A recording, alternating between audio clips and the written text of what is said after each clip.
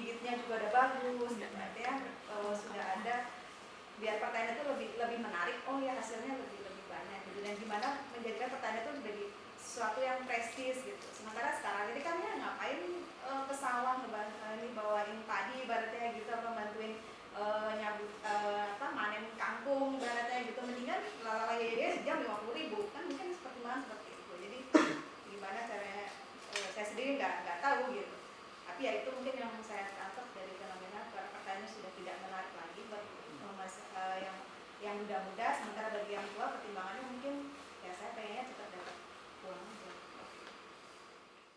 Eksplorasi senjelimet-jelimetnya gitu ya, untuk mendapatkan organisme, untuk yang pengendalian tersendiri. Akhirnya begini-begitu kayak ya udah mau cari dulu saja, tapi ntar aplikasinya ntar gitu, karena di petani sendiri sudah banyak bombardir pestisida itu tadi. Jadi ya kita melakukan banyak penelitian, ya udah selesai penelitian. Makanya sampai sekarang banyak yang bilang sekarang populer caranya benarnya apa gitu, nggak pernah muncul di tengah petani gitu. Yang tahu adalah bagaimana pestisida itu, padi saya selamat, entah apa itu resikonya, entah lingkungan atau segala macam, nggak apa-apa, yang penting minimal balik modal seperti itu. Jadi apa yang dikerjakan di HPT, penelitian itu nonsense.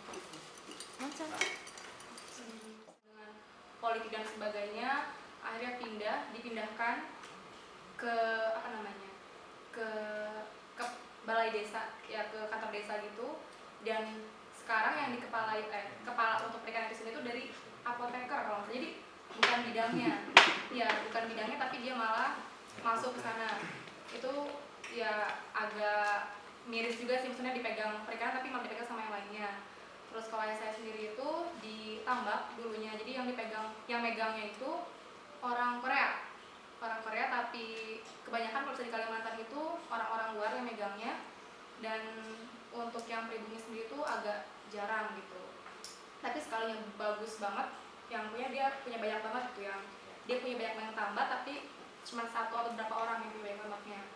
Kalau misalkan untuk mainnya sendiri, kalau misalkan saya pernah dua kali lihat dan coba ngebandingin dari yang Jepang sama Indonesia, itu emang beda ya. Kalau misalkan untuk fasilitas, Jepang itu jadi udah rapi banget, bersih banget.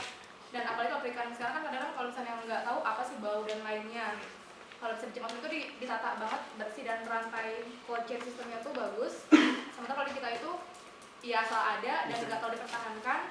Terus emang fasilitas untuk menyampaikan dari konsumen ke produsen ke konsumennya agak susah. Akhirnya berhubung ikan juga agak cepat kemunduran mutunya, akhirnya sampai di konsumennya itu nggak terlalu bagus, dan akhirnya image untuk perikanan juga nggak terlalu bagus gitu.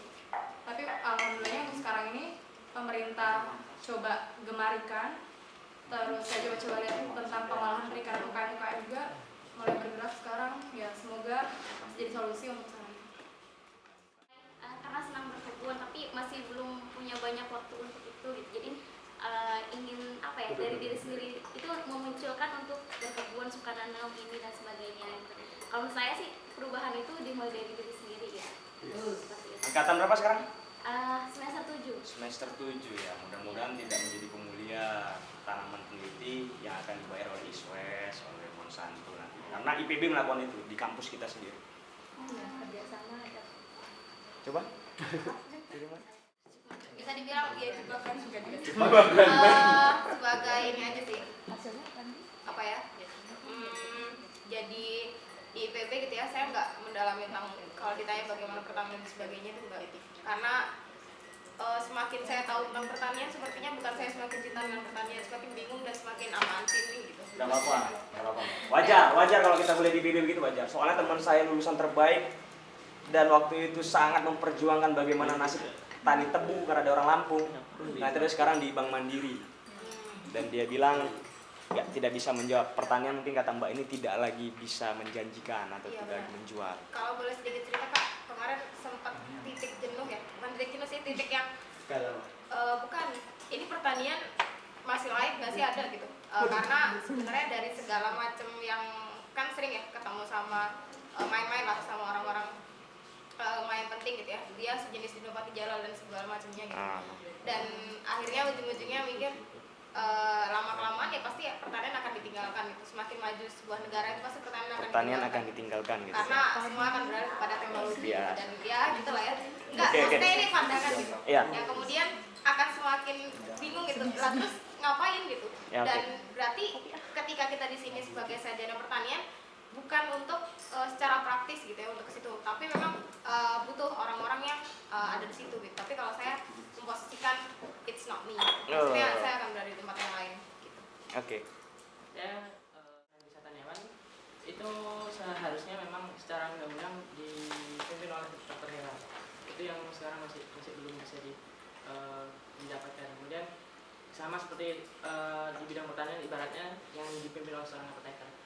Nah, dan selama 4 tahun jadi petugas hewan kurban dan ini 3 tahun dan ini yang keempat, itu saya jadi tahu kenapa kita sempat diembargo oleh Australia untuk pelarangan sapi itu. Dan asal teman-teman tahu bahwa kita mengimpor sapi dari Australia itu dengan segala ketentuannya. Artinya pembeli bukan raja dan pembeli ditentukan oleh kebijakan dari sang penjual untuk melakukan pembelian itu. Sehingga ketika harga sapi naik, pemerintah justru memotong itu seharusnya sebagai keuntungan dari para peternak yang bisa istilahnya sudah bisa bernapas lega. Oke, paham. Mau jadi apa nanti? Jadi peternak atau mau jadi penulis? Saya ingin SPR, Sekolah Peternakan Rakyat, seperti itu di daerah. SPR ya, Sekolah Peternakan Rakyat.